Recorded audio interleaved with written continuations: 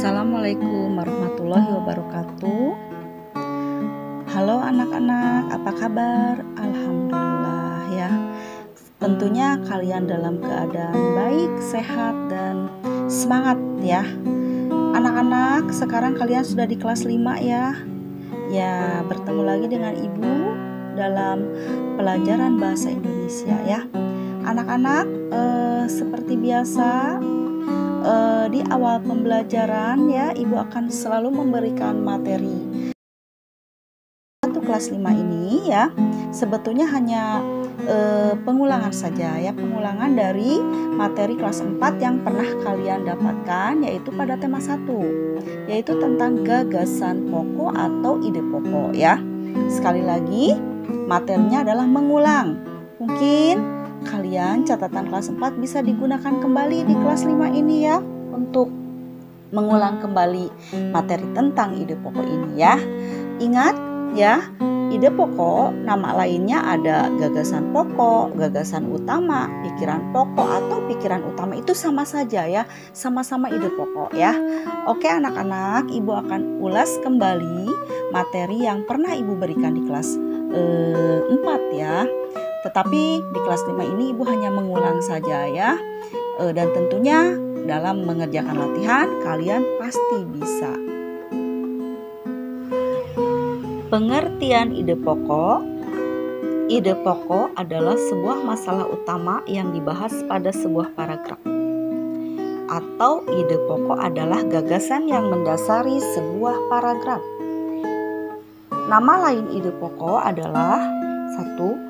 Pikiran pokok, 2. Pikiran utama, 3. Gagasan pokok, dan 4. Gagasan utama. Bagaimana cara mudah untuk menemukan ide pokok pada sebuah paragraf? Cara sederhananya untuk menentukan ide pokok pada sebuah paragraf adalah dengan membuat pertanyaan, yaitu paragraf tersebut membahas tentang apa?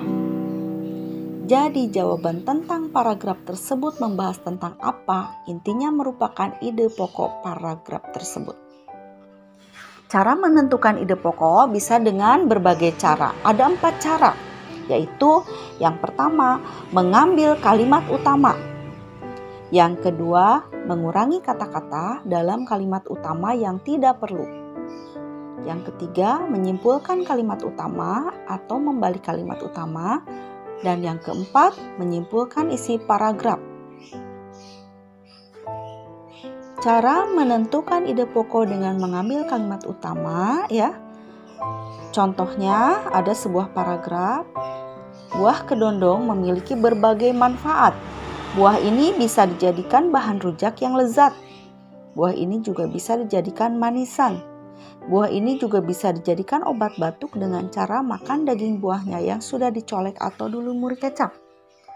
Kalimat utama paragraf tersebut adalah buah kedondong memiliki berbagai manfaat. Kalimat utamanya terdapat di awal paragraf, yaitu perhatikan di kalimat pertama. Sekali lagi, kalimat utamanya ada di kalimat pertama di awal paragraf, yaitu buah kedondong memiliki berbagai manfaat. Ide pokok paragraf tersebut adalah buah kedondong memiliki berbagai manfaat. Cara kedua, menentukan ide pokok dengan mengurangi kata-kata dalam kalimat utama yang tidak perlu. Kalimat utama paragraf tersebut yaitu buah kedondong memiliki berbagai manfaat. Kata buahnya dihilangkan karena dianggap tidak perlu, sehingga ide pokok paragrafnya menjadi kedondong memiliki berbagai manfaat. Cara ketiga, menemukan ide pokok dengan cara menyimpulkan kalimat utama atau membalik kalimat utama. Kalimat utama paragraf tersebut yaitu buah kedondong memiliki berbagai manfaat. Nah, untuk cara yang ketiga ini, ide pokoknya bisa menjadi 3 kalimat ya. Yaitu yang pertama, manfaat buah kedondong, boleh ya, ide pokoknya manfaat buah kedondong. Yang kedua, berbagai manfaat buah kedondong, boleh. Dan yang ketiga, khasiat buah kedondong, boleh. Karena tiga-tiganya ada ya pada paragraf tersebut, dan itu menjadi ide pokok dari paragraf tersebut ya. Sekali lagi, boleh manfaat buah kedondong, 2 berbagai manfaat buah kedondong, dan yang ketiga khasiat buah kedondong. Dan cara yang terakhir, menemukan ide pokok dengan cara menyimpulkan isi paragraf. Nah, untuk cara yang terakhir ini, kalian untuk bisa menentukan ide pokoknya bisa membuat pertanyaan yang tadi sudah Ibu bahas di awal penjelasannya, itu pertanyaan, paragraf ini membahas tentang apa ya. Mari kita lihat paragraf ini ya. Ibu akan membacakan, dengarkan baik-baik. Ini adalah hewan berkaki 4. Hewan ini termasuk herbivora atau pemakan tumbuh-tumbuhan. Dagingnya menjadi komoditas pokok di Indonesia. Saat Idul Adha, hewan ini sering dijadikan hewan kurban. Hewan ini adalah sapi. Nah, kalimat utama pada paragraf tersebut terdapat di akhir paragraf, yaitu pada kalimat terakhir ya. Dan kalimat utamanya adalah hewan ini adalah sapi. Ide pokok paragraf di atas ya adalah ciri-ciri sapi. Kenapa? Karena paragraf ini membahas tentang ciri-ciri sapi. Ya, jadi jawaban dari paragraf ini membahas tentang apa? Jawabannya adalah paragraf ini membahas tentang ciri-ciri sapi. Sekali lagi, ide pokoknya adalah ciri-ciri sapi. Materi selanjutnya, menggali informasi penting dari sebuah teks. Menggali informasi penting dari sebuah teks. Sebelumnya, apa sih informasi? Informasi adalah sekumpulan fakta yang menggambarkan sebuah peristiwa atau kejadian tertentu. Informasi adalah dapat membuat kita memahami atau mengetahui sesuatu. Dari yang tadinya kita tidak paham atau tidak mengetahui tentang sesuatu, dengan informasi, maka kita akan menjadi paham dan tahu tentang sesuatu tersebut. Bacalah teks dengan cermat untuk mengetahui informasi pentingnya. Selain membaca teks dengan cermat, informasi penting dari sebuah teks juga dapat kita temukan dengan cara kita menjawab pertanyaan-pertanyaan yang berkaitan dengan isi teks yang dibaca. Bisa juga dengan cara kita membuat daftar pertanyaan yang jawabannya adalah informasi penting dari teks tersebut. Terdapat beberapa pertanyaan yang harus kita jawab agar kita memahami isi teks tersebut. Dan tentunya pertanyaan-pertanyaan tersebut yang jawabannya sangat berkaitan dengan isi teks tersebut. Tentunya isinya merupakan informasi penting dari teks tersebut.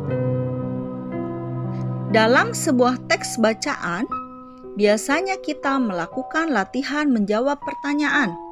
Pada pertanyaan tersebut terdapat kata apa, siapa, di mana, bagaimana, mengapa, kapan, dan berapa. Kata-kata tersebut merupakan kata tanya. Fungsi kata tanya adalah sebagai berikut. Nomor 1, apa? Kata tanya apa digunakan untuk menanyakan keadaan, benda, dan perbuatan.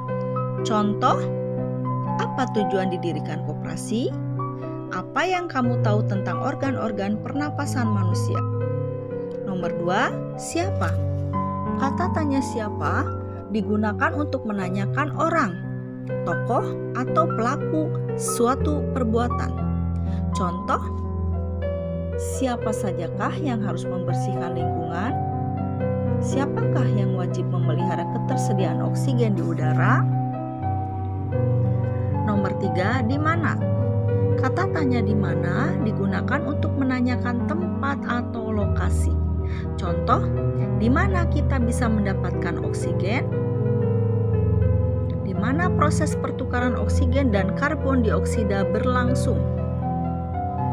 Nomor 4, bagaimana? Kata tanya bagaimana digunakan untuk menanyakan keadaan tentang sesuatu hal. Selain untuk menanyakan tentang suatu hal, bagaimana juga digunakan untuk menanyakan kabar dan cara. Contoh, bagaimana kondisi kesehatan ibumu saat ini? Bagaimana terjadinya pencemaran udara? Nomor 5, mengapa? Kata tanya mengapa digunakan untuk menanyakan alasan atau penyebab suatu hal. Contoh, mengapa pencemaran udara berbahaya bagi kesehatan? Mengapa sektor usaha yang strategis dikelola BUMN? Nomor 6, kapan? Kata tanya kapan digunakan untuk menanyakan waktu yang sudah, sedang, dan akan berlangsung. Contoh, kapan kau akan berlibur bersama keluargamu? Kapan acara seminar itu diadakan? Nomor 7, berapa? Kata tanya berapa digunakan untuk menanyakan jumlah atau harga. Contoh, berapa jumlah kepala keluarga di Desa Panongan? Berapa harga 1 kilogram telur ayam? Nah anak-anak, demikianlah penjelasan Ibu untuk tema 2 subtema 1, yaitu menggali informasi penting dari sebuah teks.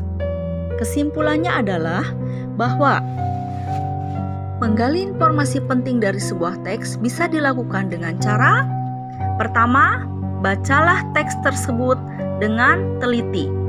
Kedua, buatlah daftar pertanyaan dengan menggunakan kata tanya yang sudah dijelaskan tadi. Buatlah daftar pertanyaan-pertanyaan yang jawabannya adalah informasi penting dari teks tersebut. Atau jawablah pertanyaan-pertanyaan yang isinya merupakan informasi penting dari teks tersebut.